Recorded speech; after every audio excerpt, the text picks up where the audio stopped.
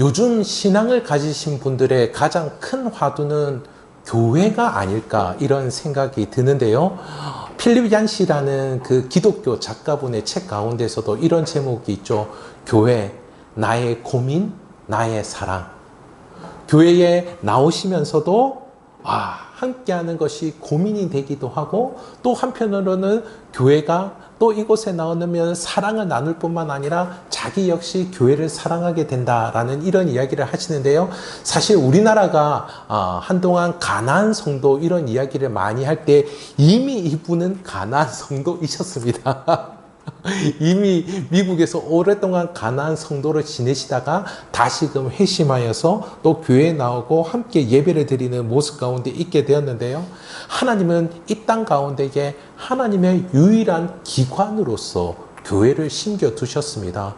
그리고 하나님의 자녀들이 그 교회 가운데에 함께 할 수 있도록 하나님께서 그렇게 계획하시고 섭리해 주셨는데요. 그런데 교인들에게는 어떻습니까? 고민이 되기도 하고 사랑하게 되기도 하는 것이 바로 이 교회입니다. 교회. 하나님은 왜 교회로 함께 하도록 그렇게 계획을 하셨을까요? 오늘 말씀을 통해서 함께 살펴보도록 하겠습니다. 오늘 말씀은 모세의 장인인 이드로가 모세의 가족들을 데리고 온 내용을 다루고 있습니다. 어떻게 보면은 마치 이산가족 상봉하는 그 모습과 같은 내용을 다루고 있는데요. 모세가 하나님의 부르심을 받고 어떻게 합니까? 자신의 동족 이스라엘을 애굽으로부터 하나님의 약속하신 땅으로 이끌어내고자 하는 그 모습으로 자신이 애굽에 들어가게 되지요. 그때 애굽에 다시 들어갈 때에 그 당시에는 애굽은 자신의 아내와 자녀들을 데리고서 함께 애굽에 들어갔습니다. 그리고 그 여정 가운데에서 이들을 구원해내고 하나님의 뜻에 따라 가나안 땅을 향하여서 가게 되는데요. 이 과정 속에서 이 가족들이 함께 있다가 어느샌가 어느 때인지는 알지는 못하지만 이들이 이 모세의 아내와 자녀들이 다시금 그들이 기존에 살고 있었던 장인 어른이 있었던 미디안 땅에 돌아가게 되는 일이 있었던 것 같습니다. 그런데요, 오늘 본문에 보니까 이제 하나님께서 시내산에서 하나님의 말씀을 받기에 앞선 모습이거든요. 이후에 보면은 19장, 20장에 십계명을 받는 내용이 나옵니다. 그런데 그 앞서서 이 모세의 가족들이 다시 돌아와서 모세와 함께하게 되는, 자신의 동족들과 함께하게 되는 일들이 일어나게 되었는데요. 왜 이때 다시 가족들이 함께하게 되었을까요? 왜 시내산 앞에서 가족이 함께 모이도록 하나님께서 그렇게 인도해 주셨을까요?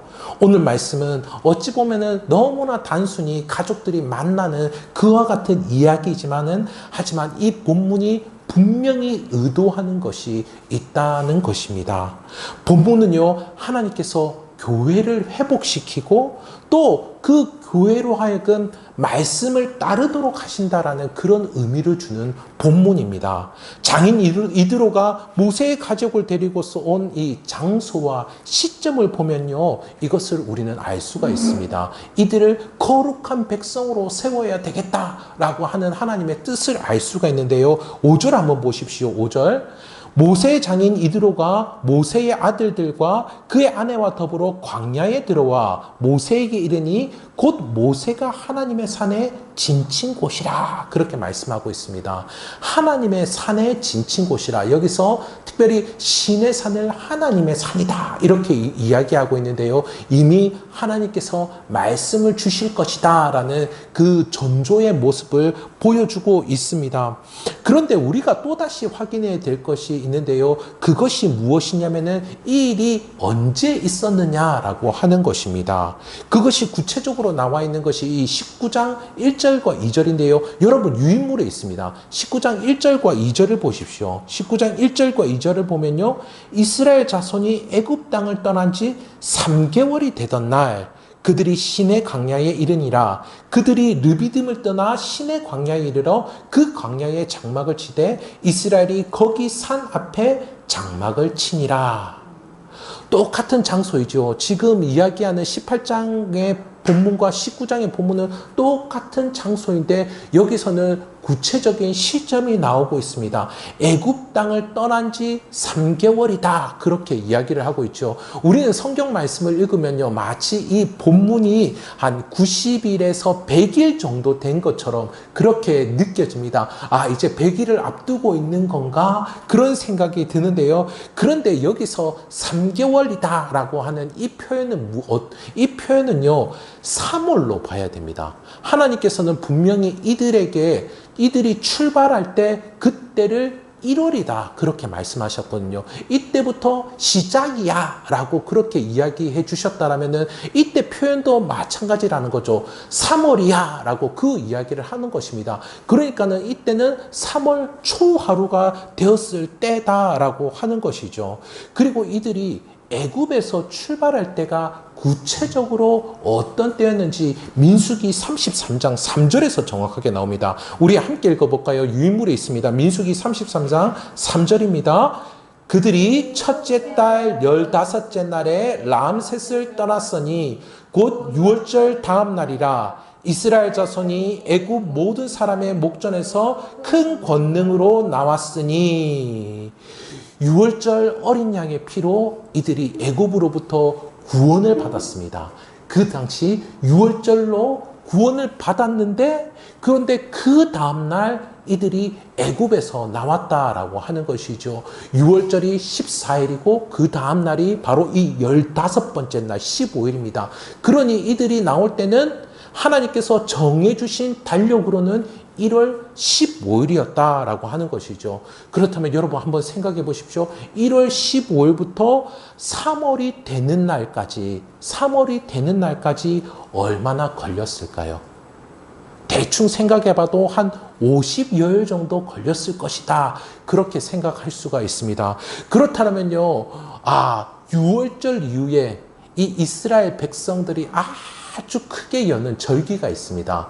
여러분, 좀 이렇게 그 모세오경을 잘 아시는 분들은 아실 텐데요. 이 6월절이 지나고 나서 50일이 지난, 그러니까 10일이 순이라고 이야기하죠. 11일 순이라고 이야기하는데 순이 5번 지났으니까요. 이때는 오순절입니다. 오순절입니다. 이스라엘의 3대 절기이죠. 이 구약의 이스라엘 백성들에게 있어서 이 오순절은, 우리는 워낙에 순복음이 유명해가지고 오순절 이야기하면 이렇게 특별한 성령의 역사를 이야기하는데요. 그런데 이 구약의 백성들에게 있어서 오순절은 어떤 날이냐면은 앞서 우리가 확인한 것처럼 시내산에서 하나님의 말씀을 받는 것입니다. 너희 하나님을 사랑하고 이웃을 사랑하며 살라라고 하는 하나님의 그 계명을 받는 날, 말씀의 은혜 가운데에서 내가 어떤 삶의 기준으로 살아가야 될지를 확인하는 날이 오순절이었다라고 하는 것이죠. 그리고 이들이 시간이 지나서요, 가나안 땅에 들어갔습니다. 그런데 이 오순절 의미가 거기서 더 확장이 됩니다. 가나안 땅에 들어가니까 어떻게 되죠? 그곳에는 만나와 메추라기가 나는 것이 아니고요. 그들이 힘써 땅을 일구면은 그곳에서 곡물이 나오는 거죠. 그래서 한 해의 첫 소출이 있는 때가 보니까요, 이 오순절인 겁니다. 그러니까요, 구약의 백성들에게는 오순절은 어떤 날이죠? 하나님의 말씀의 은혜, 하나님께서 우리의 육신의 필요를 채워주시는 그 은혜로운 날이 바로 이 오순절이었던 것입니다. 그런데 이 오순절이 신약에 와서는 더욱더 놀라운 의미로 발전하게 되는 것들을 우리가 볼 수 있는데요. 이것을 사도행전 1장에서 우리가 자세히 볼 수 있지 않습니까?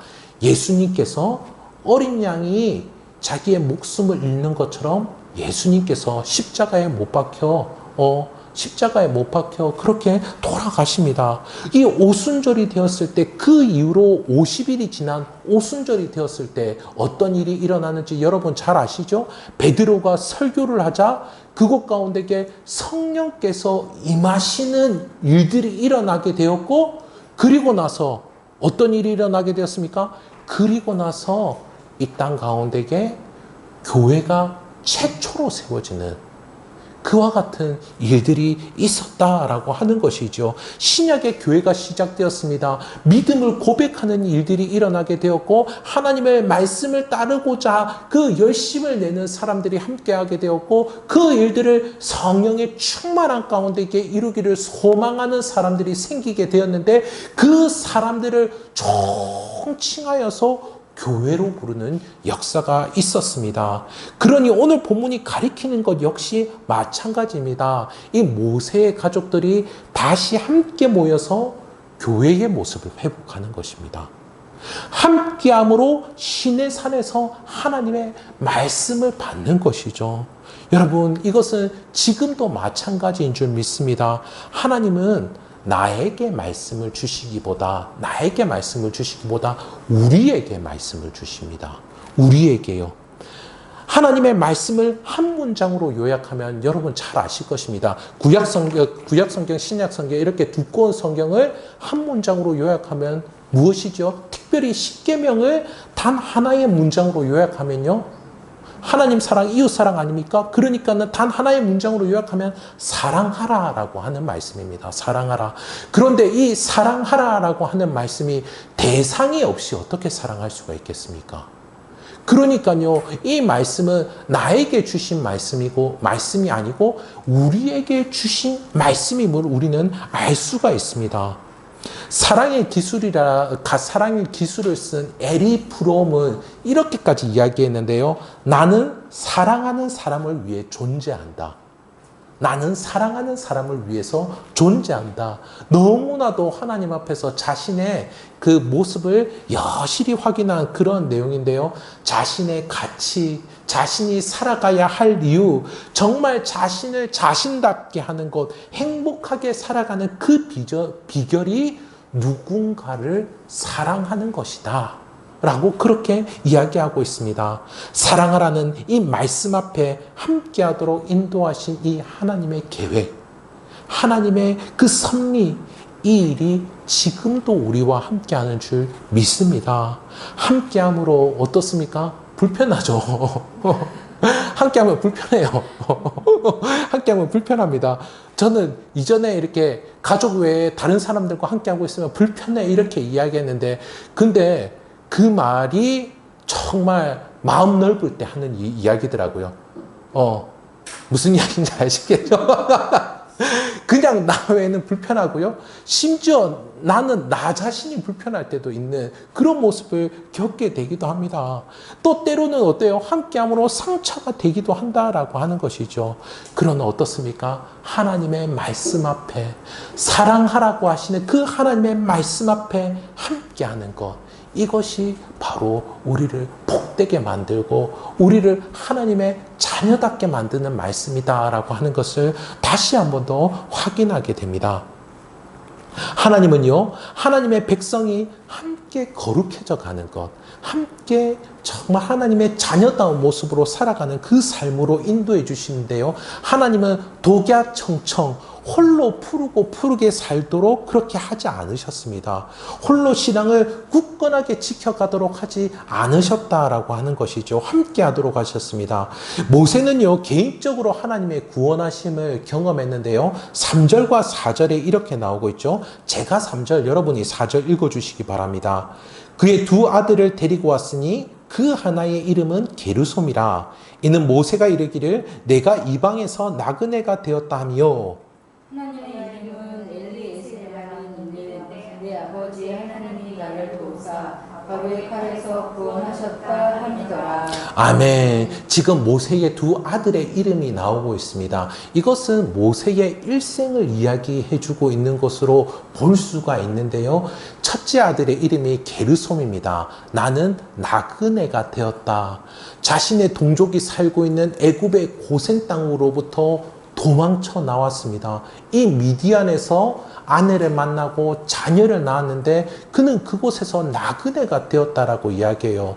그 새로운 삶의 터전을 잡으면은 그곳 가운데에서 적응하면서 함께 살아야 할 마음을 가질 수도 있었지만은 그는 어떻습니까? 자신의 동족에게 마음을 두고 있었고, 자신이 동족이 하나님의 그 비전인 가나안 땅으로 인도함을 받을 것이다 라고 하는 것을 그 마음속에서 떨쳐버리지 못했다라고 하는 것이죠.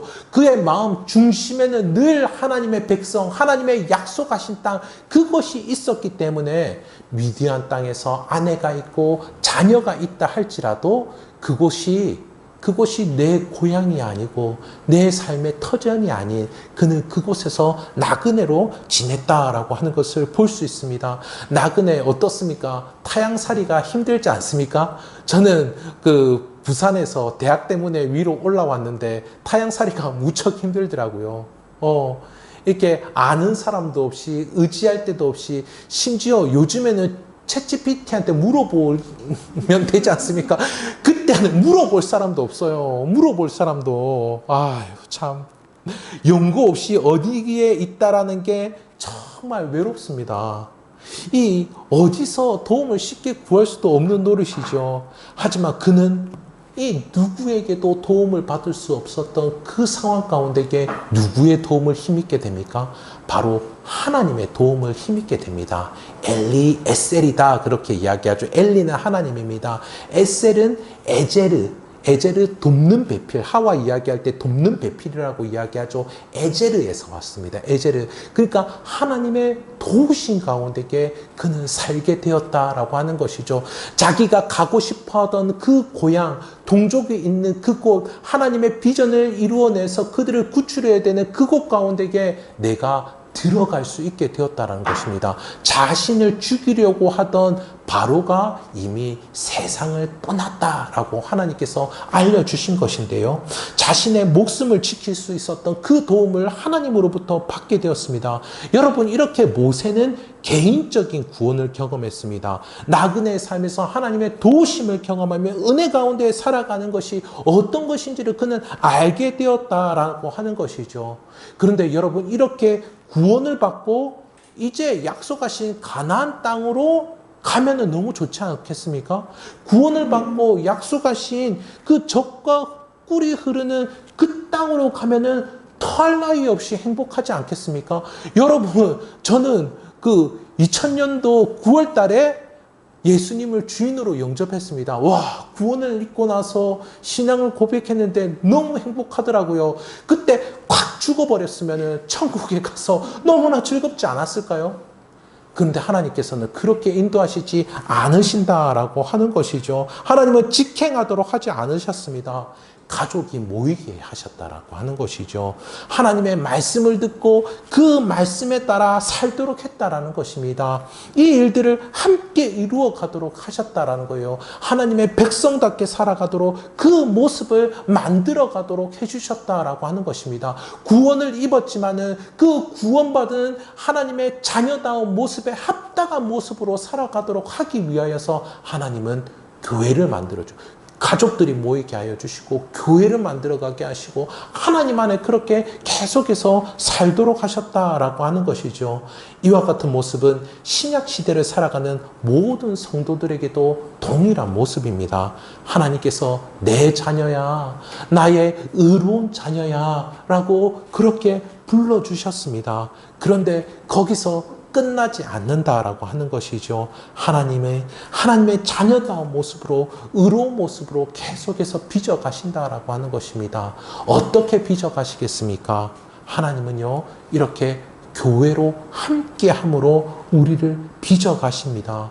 교회를 그리스도의 몸이다 그렇게 이야기하는데요. 에베소서에서 늘 강조하는 표현입니다.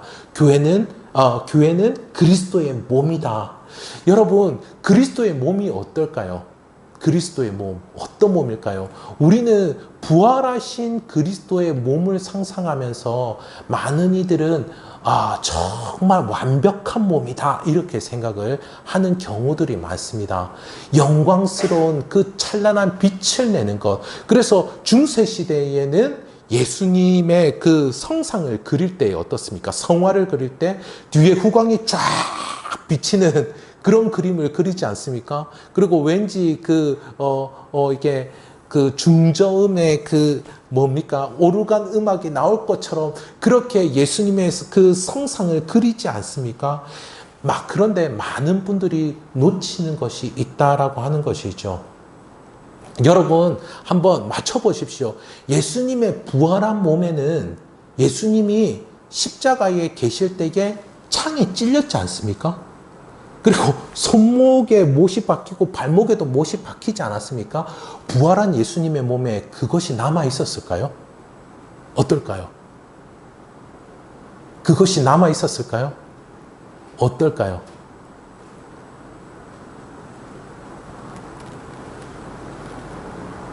예수님의 몸에는 상처 자국이 남아 있었습니다.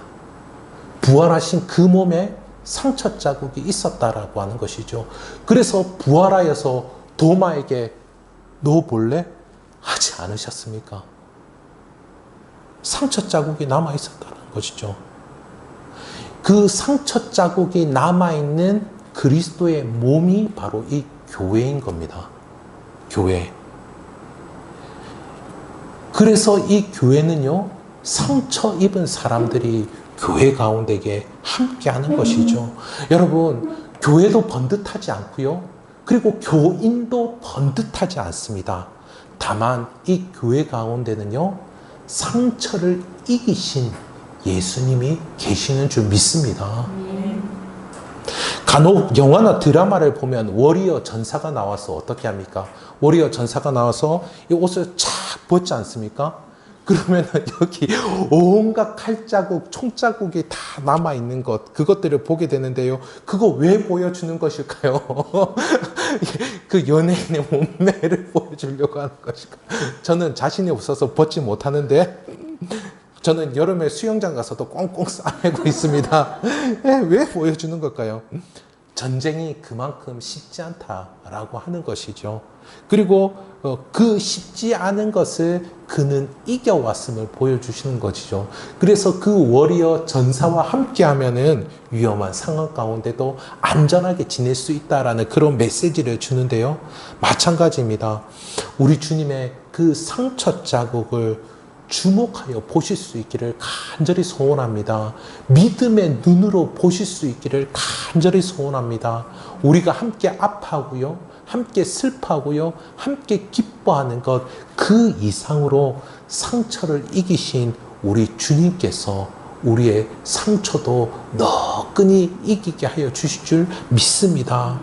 이를 통하여서 우리를 주님의 몸된 교회로 빚어가 주실 줄 믿습니다. 우리를 치유하시고 거룩하게 하사 우리 주님의 몸된 교회로서의 모습으로 세워주실 줄 믿습니다. 그리고요, 이 본문을 통해서 볼 수 있는 건요, 하나님은 함께 구원을, 은혜를 나누며 함께 하나님을 찬양하도록 하신다라고 하는 것입니다.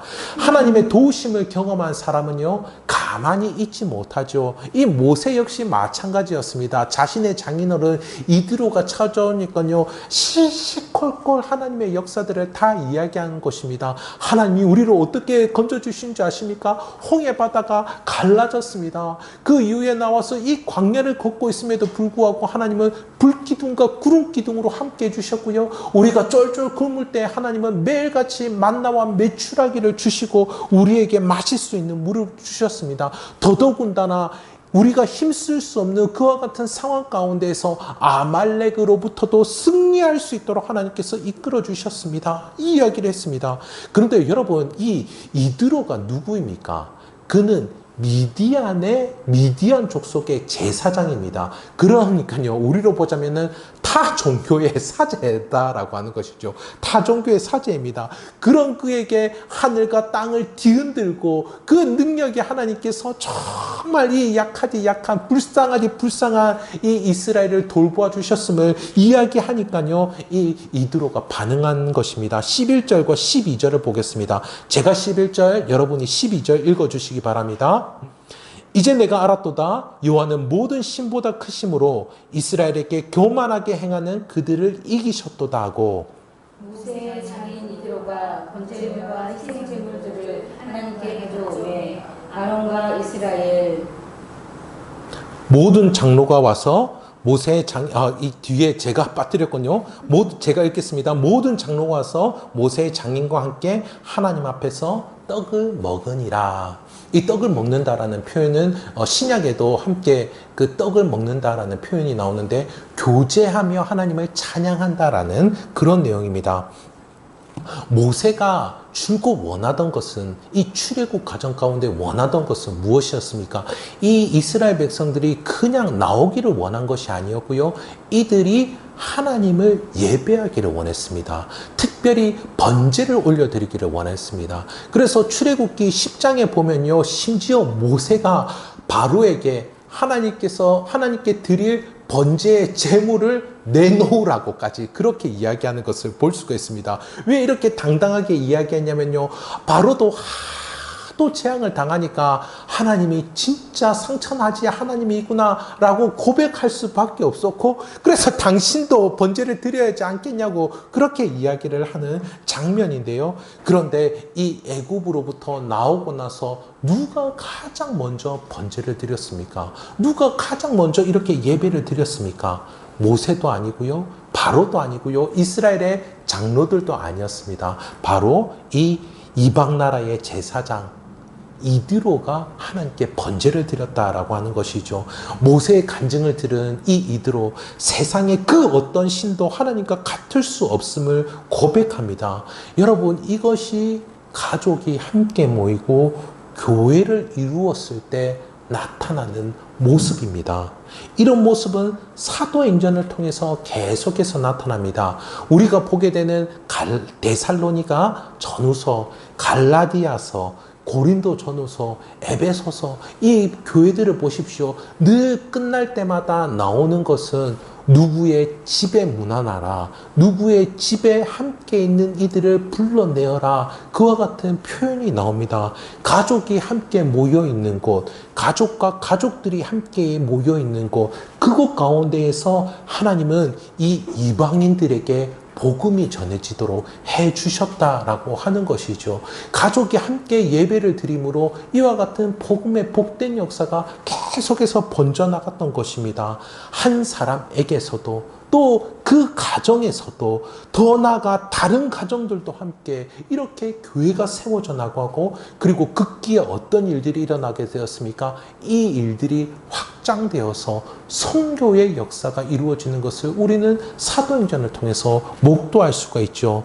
우리 안에도 이와 같은 일들이 일어나게 되기를 간절히 소원합니다.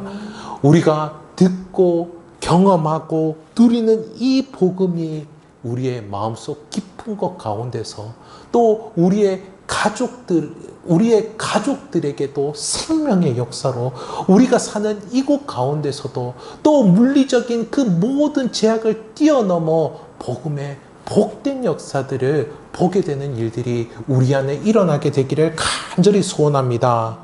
오늘의 이 말씀을 통하여서 몇 가지 적용을 해보도록 하겠습니다. 먼저 이 교회로의 부르심 가운데에 응답하실 수 있기를 간절히 소원합니다. 한때 우리나라 교회는 제자훈련 열풍이 불었습니다. 체계적인 배움과 함께 많은 분들이 지식을 갖게 되고 어떻게 실천해야 될 것까지 다 이야기했습니다. 저 역시 마찬가지였습니다. 온갖 제자훈련들을 다 받아봤고, 저 역시 제자훈련을 인도하기도 해봤고, 인도자들을 교육하는 것까지도 해보았습니다. 그런데 그러던 중에 여러 비판의 목소리도 많았는데요. 머리만 커지는 게 아니냐, 교만한 거 아니냐, 말은 잘하지만 왜 삶이 변하지 않느냐, 이런 말들이 많았는데요. 그러면요, 예수님의 제자들에게도 이런 일이 일어났을까요, 여러분? 어떨까요? 예수님의 제자들에게도 이런 일이 있었을까요? 바울과 실라와 디모데, 그 선교팀을 보면요, 이들이 한 가정에 들어가서 거기서 복음을 전하는 것을 볼 수가 있습니다. 그리고 그곳에 짧게는 3개월, 그리고 6개월, 길게는 몇 년 동안 머물게 되었는데요. 여러분 한번 생각해 보십시오. 오늘 말씀에 보는 것처럼 가족들이 함께 모여서 하나님의 말씀 앞에 나아가는 겁니다. 말씀을 듣고 가르치고 아는 것을 넘어서서 말씀으로 함께 사는 일들이 일어나게 된다라고 하는 것이죠. 말씀의 가르침과 함께 그것을 가지고 살아가는 삶의 현장이 있다라고 하는 것입니다. 바로 이것이 교회인 것이죠. 가족 안에서도, 그리고 영적인 가족 교회 안에서도 이 말씀과 함께 살아가는 이 일들을 통하여서 정말 제자가 길러지고, 이 일들을 통하여서 우리 주님을 닮아가게 되는 이 일들이 일어나게 되고, 이 일들을 통하여서 옥신각신하고 다듬어지고 깎이며 그것 가운데 이게 성장하게 되는 일들이 일어나게 될 줄 믿습니다. 이와 같은 삶의 현장, 이곳에서 우리가 함께하기를 간절히 소원합니다.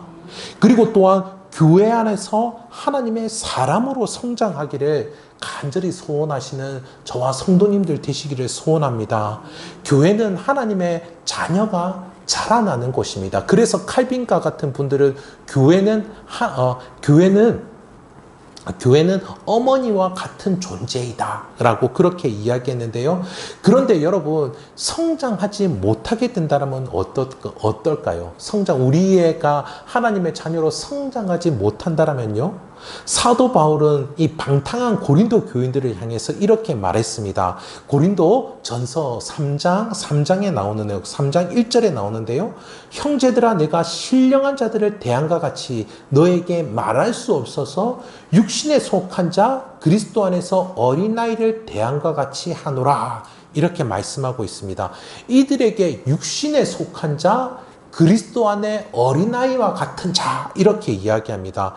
여러분, 그리스도인이 육신에 속한 자입니까? 어떨까요? 그리스도인은 어떻습니까?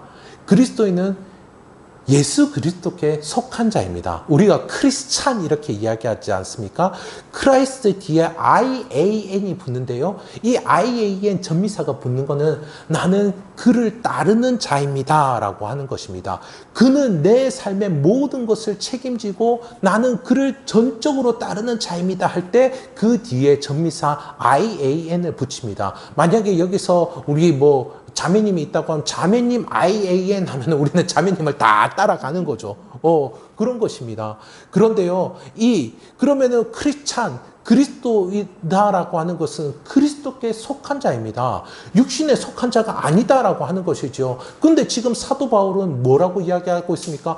그리스도인인데 이 고린도 교인들을 향하여서 육신에 속한 자이고 그리스도 안에서 어린아이다, 이렇게 이야기합니다. 그래서 많은 분들은 이런 것들을 어떻게 표현하냐면요, 세속적인 그리스도인이다, 이렇게 표현하는 분들도 계시는데요. 여러분, 세속적인 그리스도인이 있을까요? 없을까요? 세속적인 그리스도인이 있을까요? 없을까요?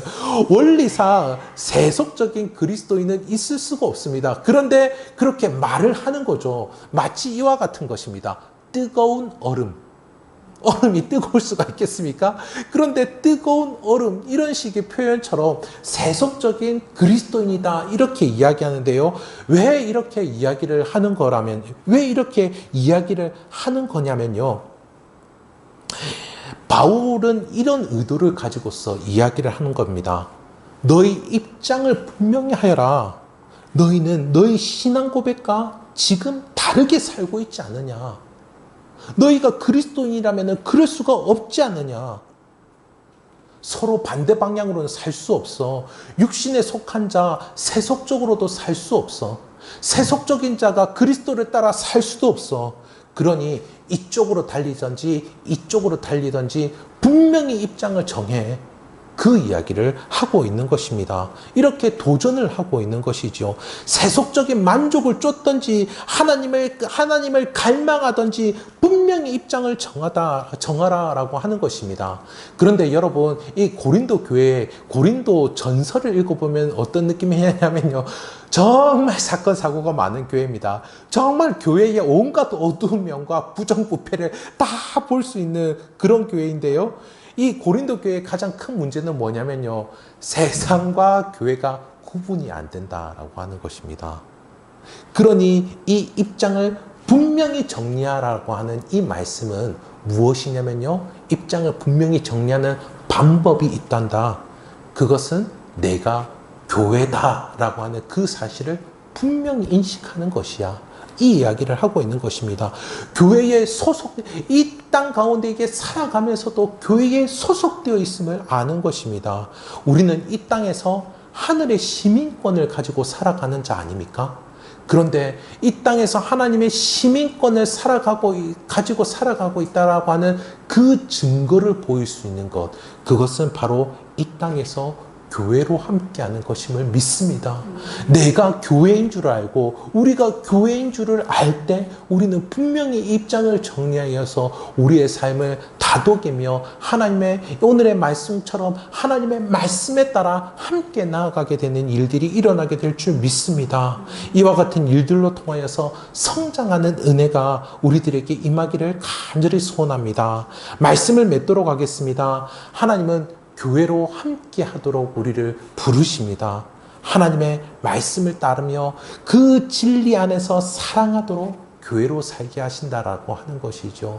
상처 입은 이들이 있습니다. 또 상처를 입게 됩니다. 그러나 교회는 어떤 곳이라고요? 우리 주님의 상처 자국이 있는 몸입니다. 주님의 상처 자국이 있는 몸입니다. 이것을 다시 한 번 더 확인하시며 그것 가운데게 아물게 하시고 치유케 하시는 우리 주님의 은혜가 교회로 함께하는 우리들에게 임하기를 간절히 소원합니다. 나아가 하나님의 말씀을 성취하는 교회가 되시기를 우리 주님의 이름으로 축복합니다.